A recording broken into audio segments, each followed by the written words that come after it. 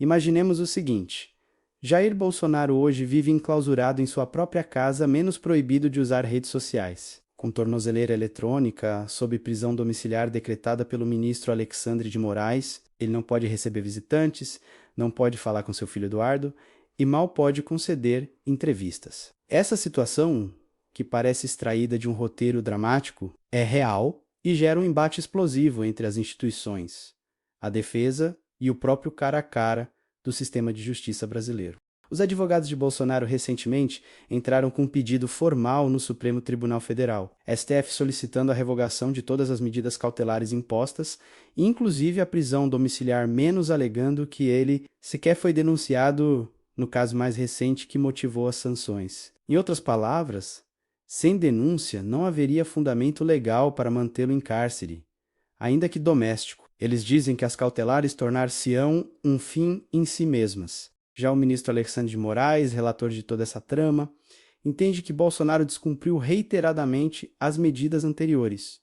Usar redes sociais por intermédio de terceiros, manter contato com investigados, entre outras ações, e que isso justificou a imposição de sanções mais rígidas. Em sua decisão de decretar a prisão domiciliar, Moraes escreveu algo emblemático. A justiça é cega, mas não é tola.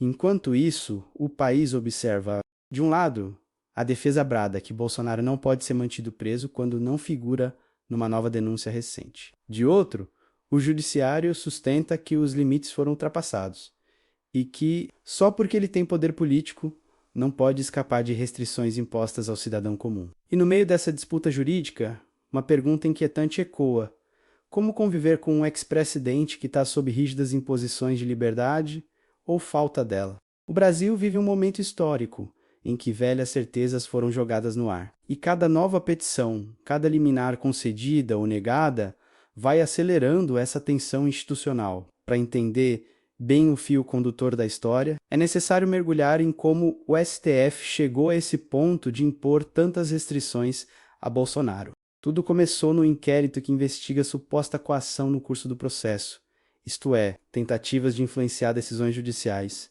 e que pretende apurar se Bolsonaro, junto ao seu filho Eduardo Bolsonaro e aliados como o blogueiro Paulo Figueiredo, agiram para pressionar autoridades estrangeiras, especialmente dos Estados Unidos, para que impusessem sanções contra ministros do STF ou agentes públicos brasileiros. Essas acusações são parte do chamado inquérito número 4.995, que foi convertido em ação penal menos a ação penal 2668 menos, e cujas consequências derivaram, entre outras decisões, nas cautelares contra Bolsonaro. Nesse processo, declarou-se que Bolsonaro exercia influência política internacional, provocava manifestações coordenadas em redes, instigava debates antijudiciário. Em outras palavras, uma teia de poder e pressão que ultrapassaria, segundo a acusação, o limite da atuação permitida a ex-presidentes. E agora, um detalhe essencial: o ex-presidente foi condenado pela primeira turma do STF, há poucos dias, a 27 anos e 3 meses de prisão,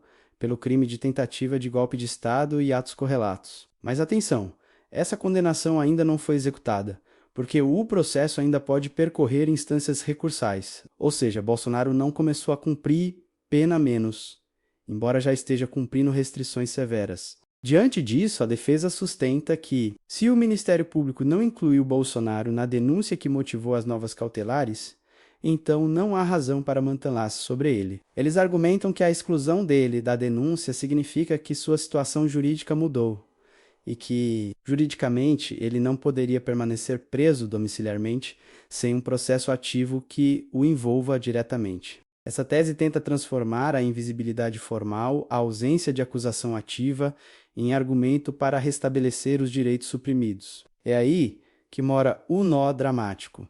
Tribunal que impõe, tribunal que avalia, tribunal que decide. Moraes é o relator e já sinalizou que vai decidir esse pedido de revogação. Se dele vier uma negativa, Bolsonaro permanece sob restrições duras. Se houver revogação, há um choque institucional. Como justificar que um ex-presidente beneficiado por isso volte a ter liberdade plena menos em plena vigência de sua condenação? Para o público, esse capítulo revela uma contradição. Quem está com as rédeas da lei quando a própria lei parece empurrar protagonistas para lados opostos?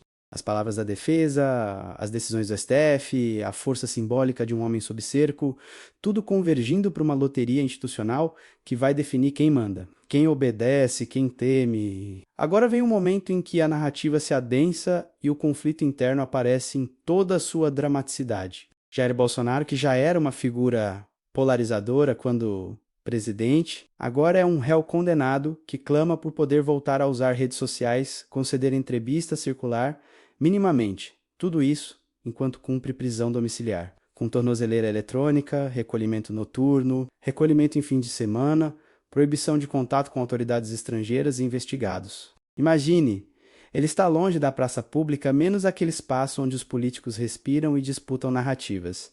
E muitos de seus apoiadores acreditam que ele foi silenciado por judicialização. Alguns chegam a usar expressões como ele deveria ser solto imediatamente, frase que aliás ecoou entre seguidores nas redes sociais. Há quem diga que ele foi transformado em refém de decisões judiciais, vítima de um sistema que age com parcialidade política. Por outro lado, ministros e juristas veem nisso um precedente perigoso.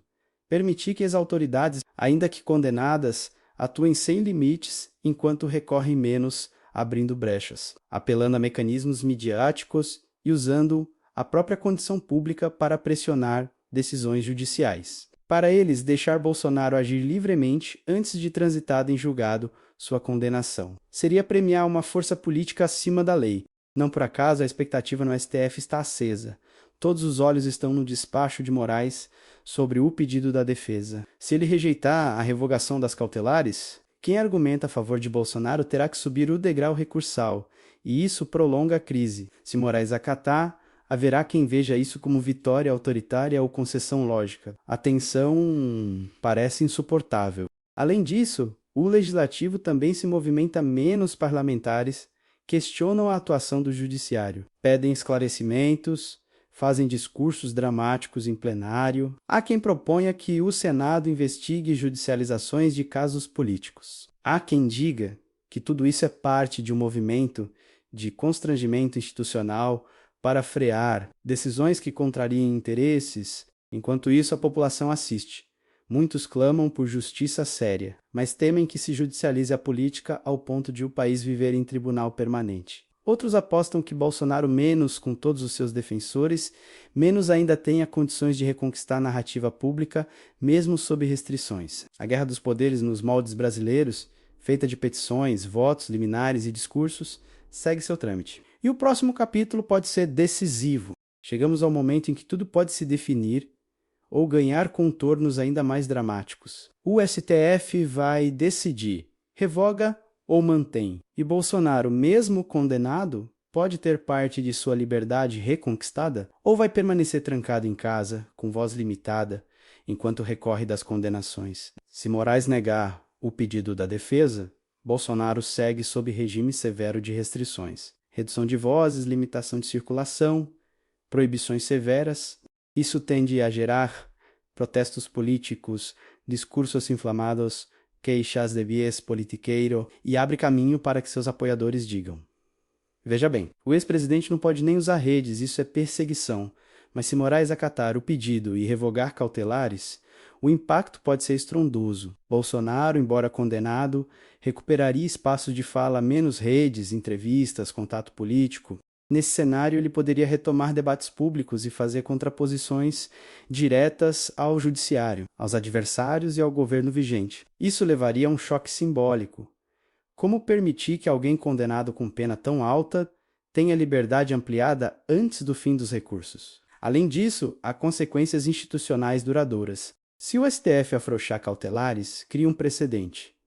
Futuros réus de alta relevância política poderão demandar que sejam tratados como cidadãos comuns, mesmo quando a acusação for complexa. É um risco de minar a autoridade cautelar do judiciário nas hipóteses mais sensíveis. Já no campo político, Bolsonaro poderia virar protagonista de novo em discursos, em redes, em comícios virtuais, usando essa reaproximação ao público para narrar que foi silenciado injustamente. Os adversários terão que reagir, acusar de abuso, de impunidade ou de pacto institucional. No fim, essa batalha jurídica não é só sobre Bolsonaro ou restrições judiciais. É sobre o limite entre política e justiça. Quem decide quando um ex-presidente pode ou não falar? Quem controla quando o judiciário pode tolher liberdades políticas? Esse embate atravessa o presente e sinaliza o futuro da democracia brasileira.